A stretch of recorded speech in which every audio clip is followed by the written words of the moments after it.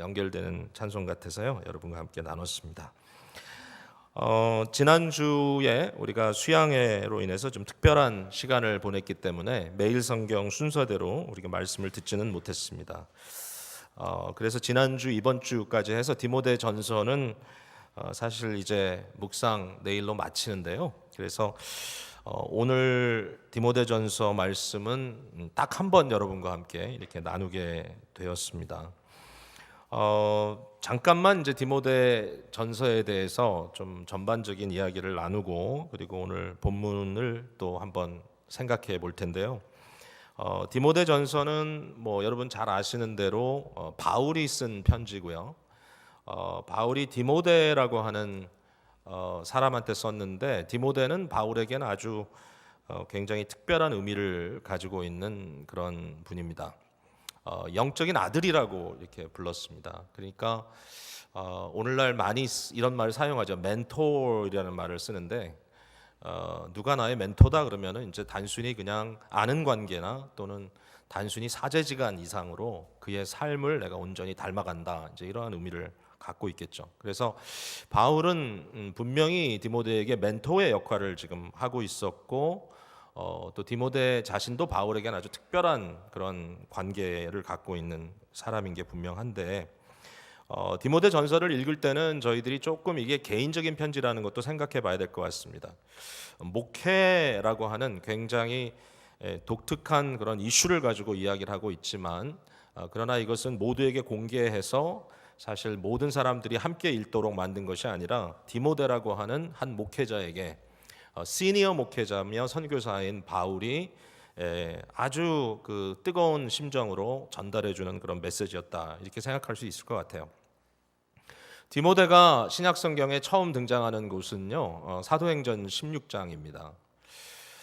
사도행전 16장에는 어떤 일이 벌어지고 있냐면은 바울 사도가 이제 실라라고 하는 사람과 함께 제2차 전도 여행을 떠나는 그 순간이죠.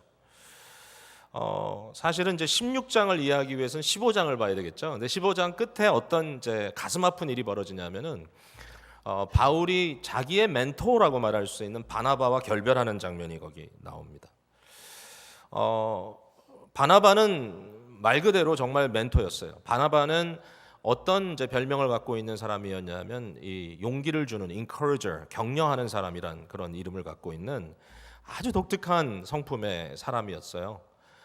바나바가 없었다면 바울이 아마도 있기 어려웠을 것 같아요.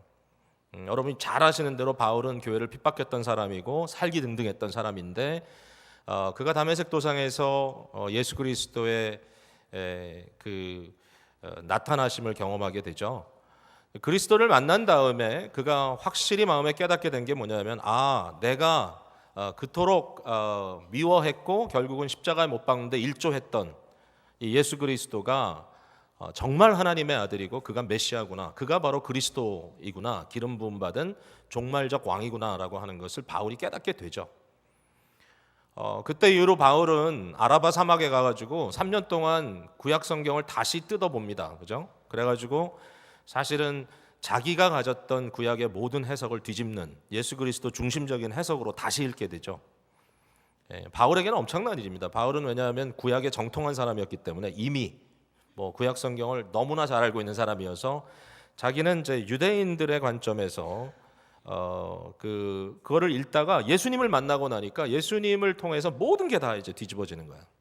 그래서 그 모든 것을 했을 때 이제 바울은 엄청난 예수 그리스도의 증거자가 되죠.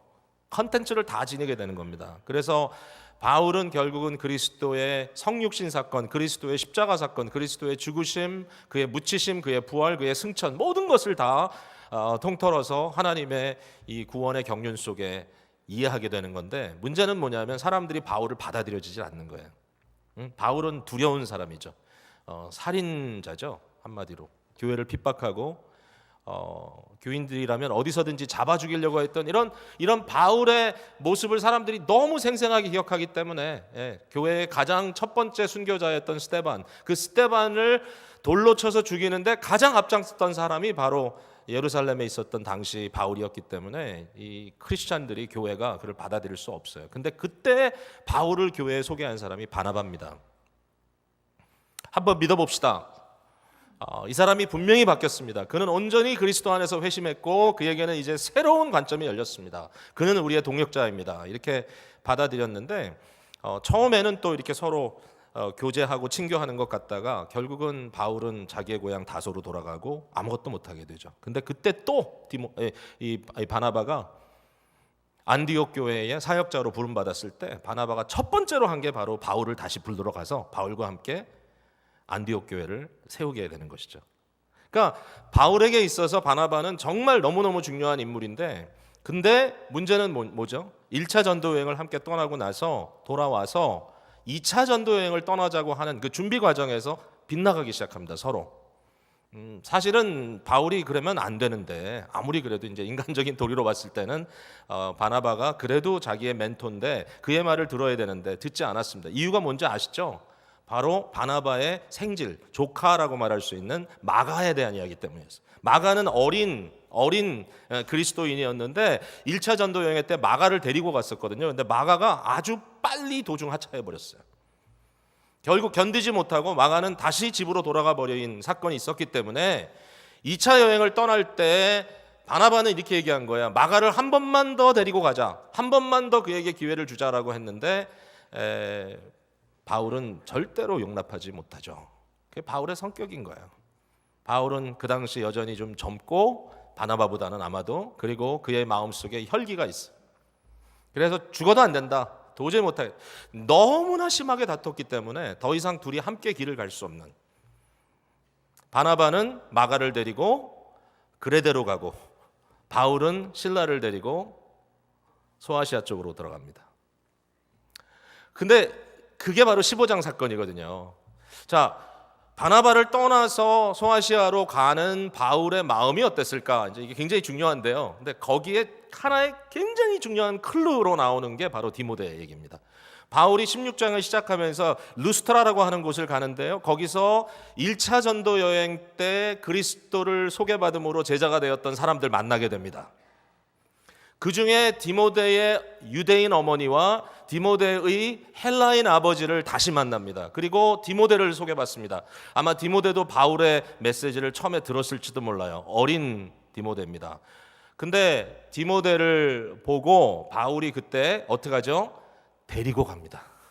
전도 여행에. 저는 이 장면이 조금 이제 휴먼 드라마를 좀 더한다면 바울이 마가에 대하여 후회하는 마음, 마가를 두고 같이 가지 못했던 마가를 배격했던 바울의 그 마음의 어떤 무거움, 결국은 나중에 디모데 후서에 이런 얘기를 하죠. 마가를 내게 데리고 오라 그는 내게 유용하다. 결국은 바나바에게 자기가 잘못했다는 것을 깨닫고 있는 그 순간에 제2의 마가라고 불릴 수 있을까요? 디모데, 어린 디모데를 만나서 그를 동역자로 또 자기의 영적인 아들로 삼는 이런 이제 이야기가 전개가 되는 것입니다.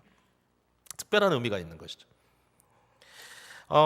디모데의 어머니는 믿는 유태인이고요. 디모데의 아버지는 헬라인이다 이렇게 되어 있는데 바울이 디모데에게 했던 굉장히 중요한 사건이 뭐냐면 디모데가 할례를 받도록 했습니다. 디모데를 들여다본 것 같아요. 이렇게 디모데를 들여다보니까 뭐를 이제 발견하게 되냐면 디모데가 너무나 바울 같은 거예요. 그렇잖아요. 내가 한 젊은이를 얻었는데 그 젊은이를 볼 때 참 나와 너무나 비슷한 점이 많다. 나는 네가 나와 같이 정말 일을 하면서 정말 내 마음을 좀 함께 나눌 수 있으면 좋겠다. 이제 그 중에 하나로 디모데를 할례 받게 하는데, 자 이건 우리가 절대로 놓치지 말아야 됩니다. 디모데를 할례 받게 한 것은 할례를 받는 것이 구원의 방편이기 때문 아닙니다. 이미 그 이전에 예루살렘 카운슬을 통해서 유대인들에게 복음이 전파되지만 아울러 이방인들에게 복음이 전파되고 이방인에게 전파되는 복음을 절대로 할례라든지 유대인의 어떤 율례를 통해서 저들이 유대화됨으로써 크리스천이 되는 게 아니다라고 못 박았습니다.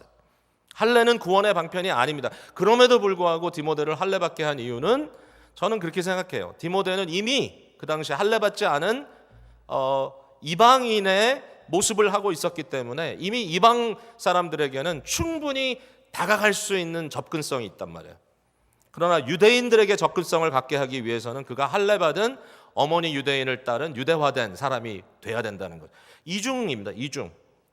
문화적인 이중화, 그죠? 민족의 어떤 그 듀얼 아이덴티티를 갖기를 원했던 거예요. 이게 바울의 아주 그 의도적인 전략이죠. 유대인들에게도 유대인이 되고 이방인들에게도 이방인이 되는 사람을 만들기 위해서 디모데를 할례받게 했던 그 사건은 바울 자신이 디아스포라 유대인으로서 그의 혈통은 유대인이지만 그러나 그의 문화는 헬라인이었던 또는 로마인이었던 실제로 로마 시민권을 갖고 있던 자기의 모습을 그대로 복사하도록 하는 그런 일을 지금 하고 있어요. 여러분 디모데전서에서 조금 앞으로 가시면요 빌립보서가 있거든요. 조금만 가시면 빌립보서 2장에 보면요 320페이지 디모데에 대한 바울의 고백이 거기 있어요.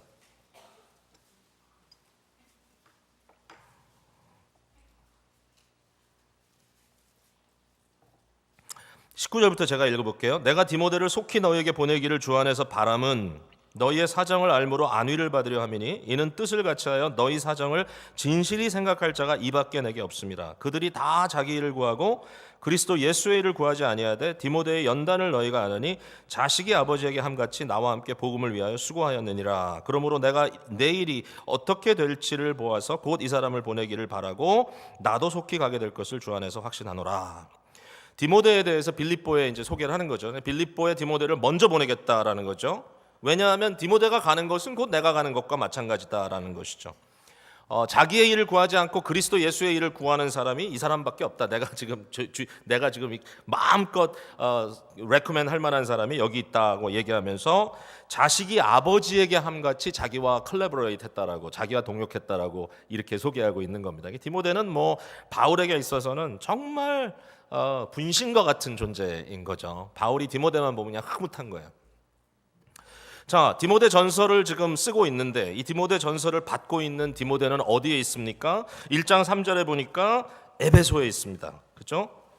1장 3절 내가 마게도니아로 갈 때 너를 권하여 에베소에 머물라 한 것은 에베소가 어디입니까? 바울이요 3년 반 동안이나 두란노 서원에서 매일 성경을 강론하고 하나님의 말씀 홀 카운슬 말씀 전체를 다 하나도 빼지 않고 가르쳤던 곳이 에베소예요. 아시아 선교의 가장 중요한 센터가 됐던 에베소, 너무 중요한 교회입니다. 이 중요한 사역지 바울의 모든 그 임프린트가 묻어있는 이 에베소에 다른 사람이 아닌 디모데를 목회자로 세우는 겁니다. 그리고 디모데 전서를 아주 개인적이며 따뜻한 목회 격려 서신으로 보내고 있는 거예요. 근데 디모데 전서가 그렇게 해피한 편지는 아닙니다. 왜냐하면 디모데 전서에서 느껴지는 것은 뭐냐면 에베소 교회가 편하지가 않아요. 지금 여러 가지 이슈가 있는데 무엇보다도 에베소 교회가 세속화되는 모습도 있고 뭐 예를 들면 여러분이 성경 묵상하면서 조금 특별히 자매님들 같은 경우는 조금 불편했을 수 있는 디모데전서 2장 그 여자들은 무조건 조용해라 뭐 이런 장면도 나오잖아요. 여러분이 읽으면서 아멘 하고 받으셨습니까? 세대 차이가 좀 있었을 것 같은데 이 부분에 대해서 이게 사실 지난 월요일 말씀 묵상이었기 때문에 원래대로 하면은 수양회 때 우리 권 목사님이 아침 기도회 때 요 본문을 해야 되는데 살짝 비껴갔다는 얘기를 제가 나중에 들었습니다. 다루기 힘든 거죠. 근데 이 구절에서 말하고 있는 이러한 것도 우리가 속사정을 좀 알아야 돼요. 이게 에베소라는 곳은 여러분 아시지만 아르테미스라고 하는 여신 섬기는 곳이잖아요. 그러니까 여자 사제들의 요란함, 여자 사제들의 화려함, 여자 사제들의 음란함이 그대로 문화적으로 전수될 때, 여러분 그 당시에 그 깔려 있는 종교 심성이 그대로 교회 안으로 흘러 들어오는 것이 안타까운 것이죠. 답습할 수 없는 거죠. 그러므로 좀 미안하긴 하지만 그러나 여성들에게 물론 그게 다는 아니에요. 왜냐하면 그 하와를 통하여 그 여인의 후손으로 구원의 근거인 그리스도가 온다는 말이 여기에 사실은 힌트돼 있어요. 바울이 이걸 알아요. 그러나 여전히 그러한 어떤 문화적인 상황 속에서 굉장히 퍼스널한 고민을 여기다 지금 털어놓고 있는 거예요. 그런 편지로 여러분이 좀 봐야 돼요.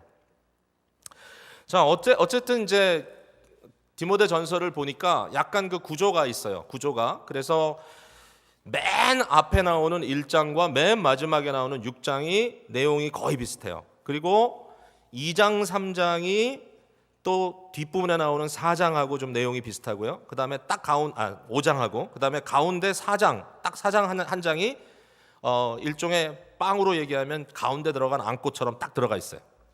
그래서 요거를 이제 우리가 X자 형태라 그러잖아요. 카이에즘이라고 얘기하죠.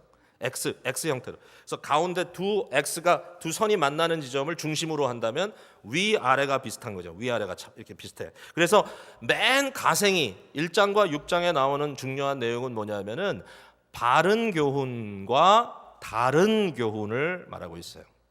그러니까 바른 교훈을 가르치고 다른 교훈을 배격하라. 이제 이 얘기가 1장과 6장에 반복해서 나옵니다. 그러니까 우리가 조금 그 부분을 읽었죠, 오늘. 자, 그 다음에 2장, 3장, 그 다음에 밑에는 4장, 여기에는 교회의 질서와 구조에 대한 이야기가 나옵니다. 그래서 직분에 대한 얘기도 나오고, 교회에서 어떤 분들을 교회에 정식 과부로 올려서 교회에서 사역도 하고 구제도 받게 하느냐, 이런 일들이 기록되어 있고요. 제일 중심부에 들어가 있는 것이 뭐냐면 경건에 대한 이야기입니다. 경건, godliness, 하나님의 성품을 닮아가는 것. 그러면서 이 말을 남기죠. 경건에 이르도록 내 자신을 연단하라. 경건에 이르도록 내 자신을 연단하라. 너의 연소함을 어느 누구도 깔보지 못하게 해라. 너는 오직 경건함을 연습하라, 연단하라. 이렇게 얘기를 하는 거죠. 그래서 이게 이제 기본적인 이 디모데전서의 아주 균형 잡힌 스트럭처라고 우리가 볼 수 있습니다.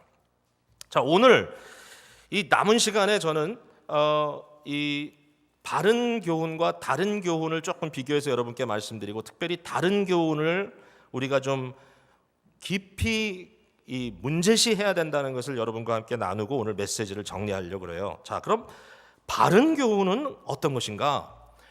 디모데는요, 이미 바울과 함께 복음의 진술을 충분히 나눴기 때문에 바울이 디모데 전서에 이게 바른 교훈이다라고 내용을 설명하는 건 많이 나오지 않아요. 거의 없어요. 내용은 하지 않아. 그러나 결과를 얘기합니다. 결과. 바른 교훈을 가진 사람, 바른 교훈을 진짜 전한 사람이라면 그 사람에게는 어떤 결과가 나타나느냐. 자, 그걸 보자는 거죠. 1장 5절을 우리 한번 찾아서 같이 읽겠습니다. 1장 5절 시작. 이 교훈의 목적은 청결한 마음과 선한 양심과 거짓이 없는 믿음에서 나오는 사랑이거늘. 그러니까 바른 교훈, orthodoxy라고 말할 수 있는 가장 바른 교훈은 결국 그 목적 자체가 사랑이다라고 얘기하고 있어요. 근데 그 사랑을 만들어내는 그 과정 속에 pure heart, 청결한 마음, good conscience, 선한 양심, 그리고 거짓이 없는 믿음, 아주 sincere faith를 거기서 얘기하고 있어요. 그래서 이것처럼 순수한 말이 어디 있어요? 청결한 마음, 선한 양심, 거짓이 없는 믿음. 네. 지난 며칠 동안 날씨가 참 좋았어요. 어제 날씨가 정말 또 아름답더라고요. 어제 제가 낮 시간에 교회 오전 오후 계속 있었지만 저녁까지 낮에 좀 편한 옷을 입고 여기 노리스타운 팜파에 가가지고 1시간 정도 이렇게 걸었습니다. 근데 걸으면서 또 느끼는 거죠. 거기에 지금 콩밭이 지금 어마어마한 사이즈로 지금 있는데 잎사귀가 너무 지금 막 파랗게 다 일어났습니다. 이제 곧 추수하겠죠. 이제 곧 마를 거예요. 근데 어제는 바람이 샥 부는데 정말 파란 콩 플랜트의 잎사귀들이 막 춤을 춥니다. 와, 정말 바다 같아요, 바다. 근데 파랗게 춤추는 위에 여기 보이는 것 같은 파란 하늘이 있어요. 그리고 주위에 하얀 구름이 둥둥둥 떠다녀요. 근데 파란 하늘을 보면서 갑자기 윤동주 시인의 시가 생각나는 거예요. 하늘을 바라봐 정말 한 점 부끄럼 없기를 바란다. 그러니까 어떻게 그 하늘을 보면서 내가 거짓말할 수 있을까? 그러니까 하나님의 성품, 이 godliness라는 것은 하나님의 성품을 닮아가는. 근데 하나님의 성품의 핵심적인 것이 사랑. 하나님은 사랑하신다가 아니에요. 하나님은 사랑이다. 하나님의 성품이 너무 사랑이기 때문에 사랑한다라는 동사가 아니에요. 아예 그 정체성 자체, 하나님은 사랑이다라고 얘기합니다. 왜? 아버지가 아들을 사랑하고 아들이 아버지를 사랑하고, 성령은 그 사랑의 역사를 불릴 듯 부둥켜 안고 있는 이러한 모습, 삼위일체 하나님의 사랑. 예? 이 사랑의 성품, 이 사랑의 성품을 우리가 어떻게 닮아가느냐? 하나님의 마음이에요. 하나님의 마음.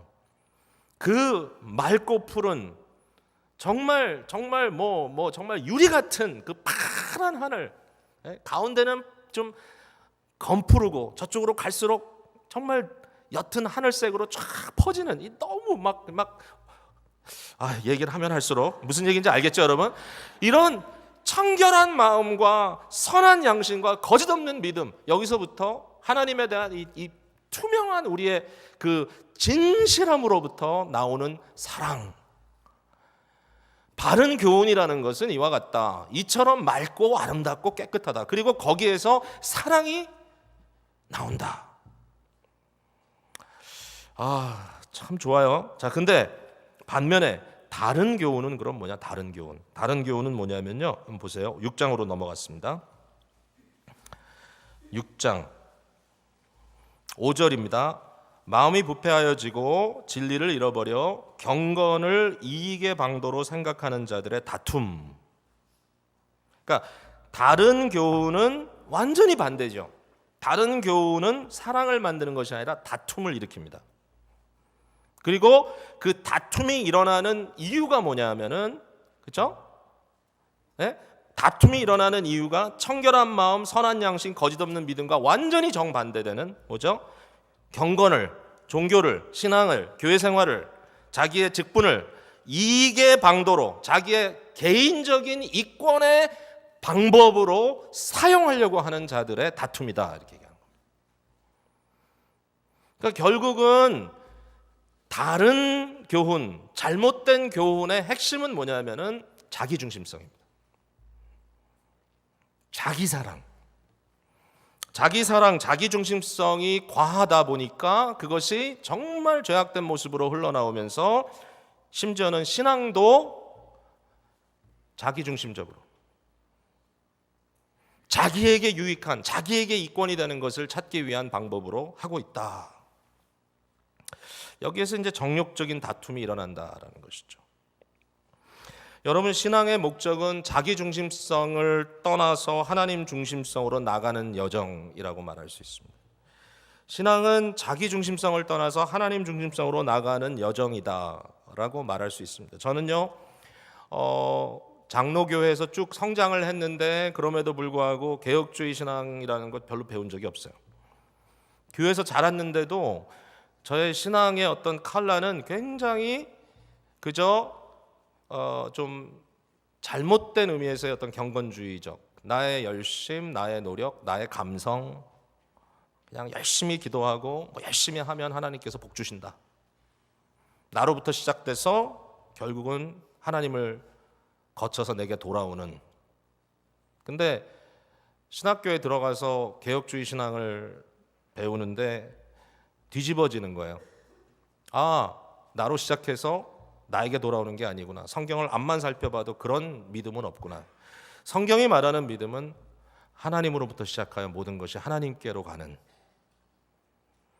그러니까 하나님이 중심이 되어 있는 신앙, 그 신앙이 아니면 기독교가 아니구나라는 생각이 드는 거죠. 이게 바울의 생각입니다. 결국은 하나님이 중심되어 그 하나님의 성품을 닮아가는 경건성, godliness를 지닌 그 투명하고 아름다운 순수함이 관계성 속에 하나님을 사랑하고 이웃을 사랑하는 사랑으로 나타나는 것이 정통이다. 반면에 이단은, 다른 교훈은, 헤테로덕시는 자기로부터 시작해서 모든 것을 다 나를 위하여 이용해 먹고 하나님마저도 끌어들여와서 결국은 나의 목적을 이루는 것이다. 거기에는 반드시 다툼이 있다. 다툼이에요, 다툼. 세상은 참 재밌어요. 제가 이런 글을 읽은 적이 있어요. 프로이드라고 정신분석 그 책을 쓴 사람이 인류 역사의 가장 충격적인 사건 몇 가지. 코퍼니커스가 지구가 중심이 아니라 지구는 태양을 도는 항성에 불과하다. 결국 지구가 중심이 아니다. 다윈의 진화론에 대한 것, 즉 인간은 다른 생명체와 그렇게 크게 다를 바가 없다. 연속성. 프로이드가 스스로 얘기한 것, 모든 인간의 중심적인 동기, 그 마음의 모티베이션은 아주 추잡한 것이다. 인간 고상한 존재가 아니다. 이런 인간에 대한 아주 심각한 이 반론을 제기했을 때 사람들은 그것 때문에 충격을 받을지 몰라요. 근데 저는 한마디로 고맙다고 생각이 들어요. 뭐죠? 창조주를 떠난 인간은 죽음이에요. 아무 의미가 없어요. 사실상 가치가 없어요. 창조주를 떠난 인간은 죽음이에요. 그런데 너무 놀라운 건 뭐냐면은 지금 말씀드린 이와 같은 문제를 그대로 알고 이것을 이야기하는 현대 이 과학이나 현대의 학문이 동시에 뭘 얘기하냐면은 세속적 인본주의를 얘기합니다. 하나님을 떠난, 하나님이 없다고 하는 무신론적인 인본주의, 즉 인간이 모든 것의 중심입니다. 내가 중심. 결국 모든 게 다 나를 위하여 존재하고 결국 나는 내 것만 찾으면 되는 그것이 합당한 인본주의, 내가 모든 것의 잣대가 되고 모든 것은 나의 생각과 감정과 나의 어떤 목적, 나의 셀피시한 목적에 다 메저해가지고 그걸로 다 측정해서 yes, no, 내가 원하는 대로 하는 것이 인간의 모습. 근데 참 보면 이상하죠. 세속적인 생각은요 항상 극단적이에요. 인간을 무한한 영광의 존재로 하나님을 만들든지 아니면 인간을 완전히 쓰레기로 만들어요. 근데 하나님의 말씀, 하나님의 복음 그렇지 않아요. 하나님의 복음은 하나님을 높이고요. 그 높으신 하나님이 거룩한 뜻을 가지고 인간을 만드시고 우리를 사랑하신다고 성경은 가르쳐 주는 거예요. 그러니까 우리가 세속적인 이러한 생각에 빠지면 교만 아님 절망해요. 그러나 성경 안에 들어가면 뭐죠? 겸손한 감사예요. 너무 중요한 거예요. 복음은 뭐냐? 복음은 내 자신의 영광을 위하여 내가 존재하는 것이 아니라 하나님의 영광을 위하여 내가 존재하는데, 그런데 그 하나님의 중심성으로 내가 내 자신의 중심성을 떠나 여정을 갈 때 너무너무 행복해진다는 거예요, 나의 인생이. 자, 몇 가지만 더 보고 이제 좀 정리를 합시다. 그러면 이와 같은 다른 교훈에게는 어떤 모습이 보이는가? 여기 보니까요, 첫 번째는 교만하여 아무것도 알지 못하고 변론과 언쟁을 좋아한다 그랬어요. 4절에 나오죠. 그러니까 이와 같이 자기중심적인 다른 교훈, 이 다른 교훈은 그 열매가, 그 모습이 뭐냐면 교만한 다툼이에요. 교만한 다툼.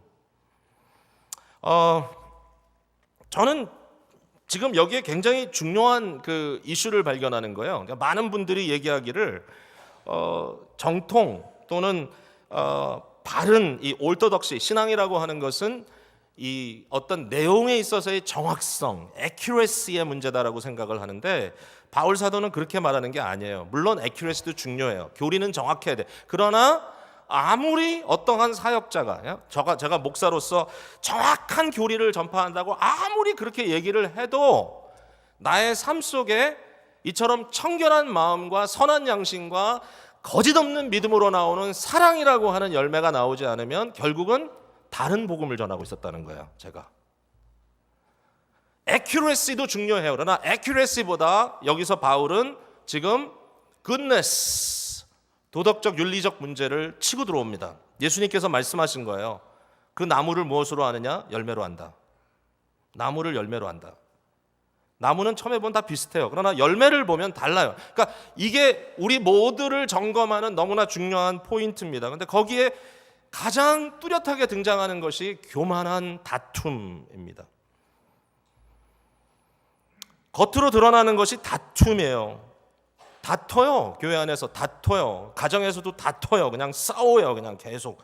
뭐 어떤 사람은 싸워야 더 사랑한다 그러고 뭐 싸워야 더 큰다 그러는데 그거는 또 특별한 또 생각이고요.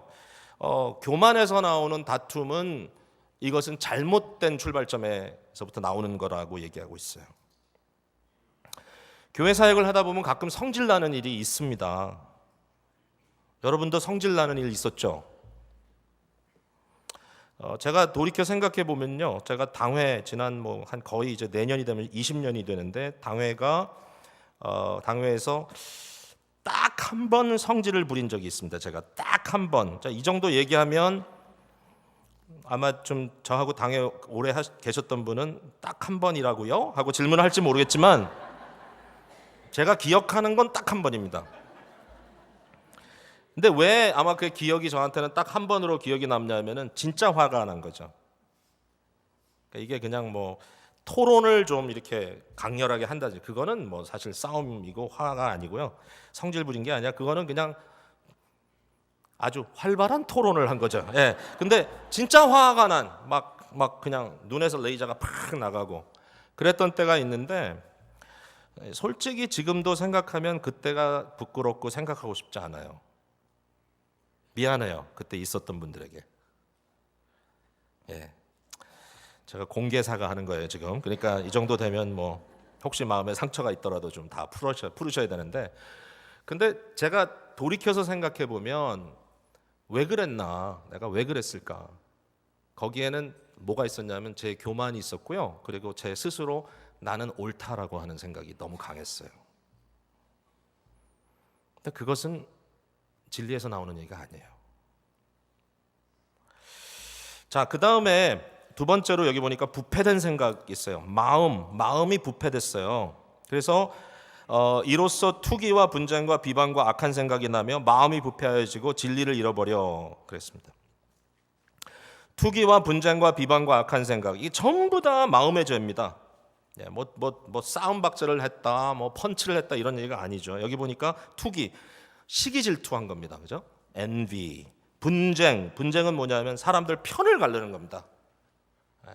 여러분 편 가르는 거 있죠. 나는 네가 좋고 나는 내가 좋고 저 사람은 네 편이고 저 사람은 내 편이고, 딱 마음에 딱 사람을 보면 편이 딱 보이는 거, 부패된 생각입니다.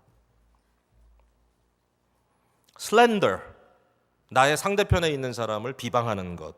그 다음에 악한 생각이라고 했는데요, 영어 성경에 아주 번역이 잘 됐어요. evil, 악한, suspicion, 의심. 끊임없이 그 사람의 의도를 의심하는, 저 사람은 지금 이런 생각을 하고 이런 말을 하고 있을 거야. 그렇잖아요. 우리가 어떤 사람을 믿어주고 그 사람을 사랑하고 그 사람의 마음의 순수함을 알 때는 어떤 약간 이상한 행동이 한다 할지라도 그 마음을 알기 때문에 우리가 크게 요동하지 않죠. 왜? 그 사람 마음을 아니까. 근데 그렇지 않고 아무리 나에게 잘해줘도 문제, 잘못해줘도 문제. 왜 그러죠? 악한 서스피션이 그 안에 있는 겁니다. 저거는 또 이러면서. 그러니까 이와 같은 것들이 어디서부터 나오냐? 이것이 잘못된 출발점에서 나온다는 거죠. 내 중심. 여기에 이제 굉장히 심각한 문제는 진리를 잃어버렸다 그랬습니다. 이 지각의 문제, 부패된 생각의 결론은 진리를 상실했다. 바울이 말하는 진리는 하나님의 진리입니다. 객관적인 진리입니다. 그렇다면 뭐냐? 여기 진리를 잃어버렸다는 것은 객관성이 떨어지는 겁니다. 내 감정이 너무 들어가는 거예요. 나의 판단이 너무 중심이 되는 거예요. 결국 내가 굉장히 주관적인 사람이 돼서 나의 주관적인 감정이 막 솟아나는 거예요. 주의 나라와 하나님의 영광을 위하여 싸움을 하는 것이 아니라 자기를 위한 싸움이 되는 거예요. 바울은 싸우라는 얘기해요. 믿음의 선한 싸움을 싸우라 그래요. 성화를 위하여, 네 스스로 자기 자신을 관리하는 싸움, 세상을 향하여 공의를 이루기 위한 싸움, 하나님의 나라의 선포를 위한 힘들고 어려운 피 흘린 투쟁이 있을 수 있지만, 그러나 잘못된 출발점에서 나온 다른 교훈의 결과는 자기를 중심적인, 자기를 위한 싸움 때문에 객관적이 되지 못하고 자기 중심적이 되어버리는 모습입니다. 세 번째, 마지막으로 여기서 생각할 수 있는 것은 뭐냐면 자기 중심적 이득의 추구입니다. 경건을 이익의 방도로 생각하는 자들의 다툼. 자기 중심적 이득, narcissistic pursuit of personal gain, 제가 이렇게 영어로 번역을 해봤는데, narcissistic pursuit, 자기 중심적, 자기 사랑, 자기 집착적 추구. 이 정도 되면 남들이 보이지 않습니다. 자신의 욕망이 앞서기 시작하고 교회도 자신의 욕망을 펼쳐내는 장이 되도록 모든 상황을 내가 원하는 대로 이끌어가기를 원하는 것이죠. 가정도 마찬가지고요, 물론. 야고보서 4장 1절에 너희 중에 싸움이 어디로부터 다툼이 어디로부터 나느냐? 너희 지체 중에서 싸우는 정력으로부터 나는 것이 아니냐? 심지어는 너희가 기도하는 이유가 정력으로 쓰려고 잘못 구함이 아니냐라고 이야기를 합니다. 여러분, 세상의 종교라고 하는 것, 그 교회, 뭐 대형 교회든 소형 교회든 할 것 없이 그 교회를 들쳐 올려 봤을 때 그 안에 세상 파워에 취해 있는 사람들이 중심부에 보인다면 결국은 들여다보니까 돈이요, 들여다보니까 권력의 싸움이요, 들여다보니까 쾌락이요, 이런 것들로 인하여 마음의 중심을 다 잃어버리고 결국은 그 안에서 돈의 맛, 권력의 맛, 쾌락의 맛 때문에 허우적거리는 모습이 보인다면 죄송하지만 그것은 바른 교훈이 아닙니다. 설교는 너무 잘하는데 삶이 따라가지 않는다? 죄송합니다. 제가 뭐 잘나서 이런 얘기하는 건 절대로 아닙니다. 심각한 문제입니다.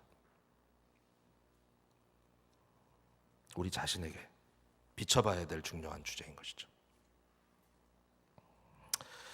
무엇이 이단인가라는 고민을 많이 하죠. 사람들이. 이거 이단 아니야? 저 선교단체 이단 아니야? 저 교회 이단 아니야? 저 종파 이단 아니야? 근데 여러분, 이단 그러면요, 이단 시비가 걸리면 대부분 뭘 하냐면, 무슨 작업을 하냐면요, 이단 시비를 하게 되면 교리 문제를 갖고 치고 들어가요.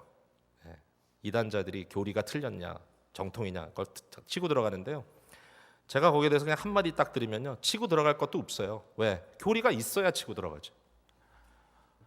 그러니까 수많은 이단적 어떤 문제를 갖고 있는 분들은 대부분 한 뭐 교주 같은 리더의 자기의 어떤 주관적인 해석이나 주관적인 발언, 또 상황을 모면하려고 하는 익스큐즈나 뭐 이런저런 얘기로 끊임없이 바뀌는 타겟, 결국 그 안에서 거기에는 확고한 교리나 어떤 신학이라고 이야기할 수 있는 것조차 찾을 수가 없기 때문에 결국은 뭐예요? 신학적인 논쟁을 한다는 게 너무 어려워요. 너무 어려워. 이땐 이 말, 저땐 저 말. 근데 한 가지 우리가 분명히 발견할 수 있는 게 있어요. 그게 뭐냐면 바로 이단성이에요. 이단성. 이단적 열매. 아무리 열심히 과한 선교단체라 할지라도, 뭐 얼마 전에 있었던 어느 집회를 참여한 분이 너무 놀랬다고 하면서 5,000명의 젊은이들이 한 자리에 모여서 그것도 의자도 없는 맨바닥에 몇 시간씩 앉아가지고 열광적으로 박수를 하며 찬양하는 모습. 얼마나 열심입니까? 요새 그렇게 순수한 청년들이 어디 있어요? 어느 선교단체 사람들이 그렇게 모여요? 그럼에도 불구하고 만약에 그 열심의 초점이 단체의 세력 확장에 있고 어떻게 해서든지 기독교를 힘으로 과시하려고 하는 파워 릴리전의 모습을 갖고 있다면, 그러므로 그 힘을 키우려고 하는 욕심이 과해 보인다면 그 자체가 교회에는 쓴뿌리가 되는 거예요. 문제를 지적받으면 대부분 이런 단체들은 자기 성찰과 돌아봄에 집중하지 않고 어떻게 하든지 그 상황을 빨리 모면해 보려고 온갖 익스큐즈를 붙이고 자기 입장을 옹호해 줄 수 있는, 변호할 수 있는 사람들, 특별히 이름 있는 사람들을 불러다가 그 사람들에게 돈으로 하든 뭐로 하든 그 사람들의 마음을 사로잡고 나중에는 도리어 지네들이 큰 소리 치는 모습이죠. 진정한 회개나 변화 별로 보이지 않습니다. 지역교회도 마찬가지입니다. 영향력 확장에 대하여 과한 욕심을 부리는 교회들, 거기에도 우리는 심각한 문제를 스스로 제기해야 됩니다.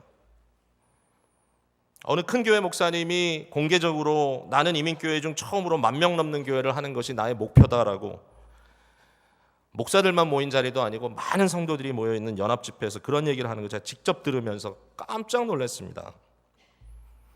그래, 나 혼자 이런 생각이 들더라고요, 속에서.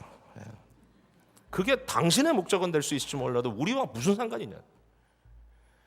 그것이 하나님 나라와 무슨 상관이 있냐. 근데 그분이 동시에 그 자리에서 하는 말이, 성령이 없어도 200명 목회나 한대요. 그러니까 너희 200명도 목회 못하는 목사들, 너는 성령도 안 받은 사람이다. 성령을 받아야 그 이상이 된대. 그래야 10,000명을 꿈꿀 수 있대. 제가 참 마음속에 너무 좀 컨퓨징이 되더라고요. 왜냐하면 과거에는 그랬던 분이 아니었기 때문에. 도대체 어디서 잘못된 것일까?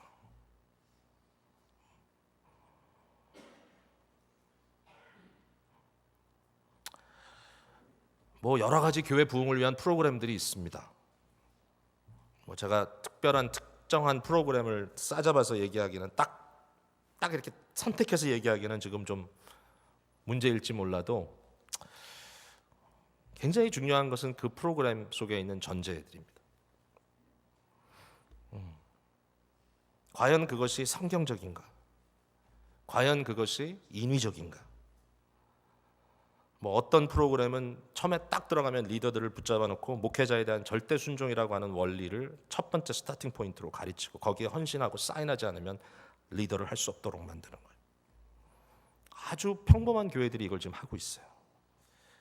일사분리로 교회가 성장돼 나가기 위해서는 완벽한 주도권을 누군가가 갖고 추진해 나가야 된다. 그게 효과적이다. 이런 얘기를 저는 어르신들 목사님 통해 많이 들었습니다. 목회는 이렇게 하는 거야. 그러나 고민스럽죠. 여러분 오해하지 마십시오. 저도 존경받고 싶습니다. 그리고 디모데전서에 분명히 이렇게 써 있습니다. 잘 다스리는 장로들은 배나 존경할 자로 알되 말씀과 가르침에 수고하는 이들에게는 더욱 그리할 것이니라. 존경해야 합니다. 그러나 존경의 의미가 절대화의 뜻은 아닙니다. 모두가 예수 그리스도의 왕권과 말씀의 권위 앞에 함께 엎드리고 순종하는 사람이 돼야지 되지, 그러지 않는다면 결국은 그 열매를 통하여 나무를 알게 되는 것입니다. 다 무너집니다. 한 세대를 넘기지 못합니다.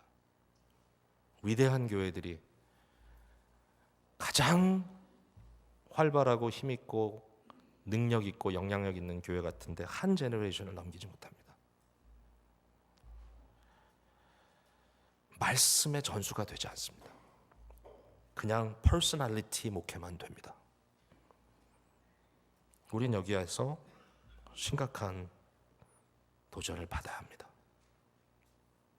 우리 기쁨의 교회는 어떻게 건강한 교회로 또 다음 단계로 나갈 수 있을까? 바른 교훈밖에 없습니다. 바울 사도가 오늘 본문 3절에 이런 이야기를 하죠. 누구든지 다른 교훈을 하며 바른 말 곧 우리 주 예수 그리스도의 말씀과 경건에 대한 교훈. 여기에 바른 말을 이렇게 정해야 합니다. 우리 주 예수 그리스도의 말씀과 경건에 관한 교훈. 어떤 분은요 이거를 누가복음이라고 이렇게 한마디로 딱 정의하더라고요. 누가는 바울의 가장 가까운 동역자 중에 하나였고 누가가 사복음서 중에 누가복음을 썼기 때문에 이거는 예수 그리스도의 말씀과 그리스도의 말씀을 통하여 가르쳐준 경건. 결국 이건 누가복음이다 이렇게 이제 얘기를 하는데 모르겠어요. 이게 정확한 표현인지 모르겠지만 제가 만약에 누가복음이라는 의미에서 이것을 이야기한다면 여러분 누가복음이 강조하는 것은 뭔지 아시죠? 4개 복음서 중에 마태, 마가, 누가, 요한 4개 복음서 중에 누가복음은 가장 누가복음이 강조하는 것은 파워의 힘의 종교는 기독교가 아니라는 것입니다. 기독교는 십자가의 도다. 마태복음이 심령이 가난한 자는 복이 있나니라고 외칠 때 그러므로 세상에 힘있고 부유하고 자기의 물질로 인하여 모든 것을 할 수 있다고 느끼는 사람도 심령이 가난한 거니까 나는 비껴갈 수 있다. 심령이 가난하면 되는 거지 뭐. 근데 마가는 그 룸을 주지 않습니다. 누가는 그 룸을 주지 않아요. 누가는 뭐라고 얘기하죠? 똑같은 구절인데 가난한 자는 복이 있나니. 심령이란 말이 없어요. 힘으로 하는 것이 아닙니다. 그래서 누가적 복음이 나오는 겁니다. 오늘 우리에게 주께서 주시는 말씀에 귀를 기울이고 정말 이제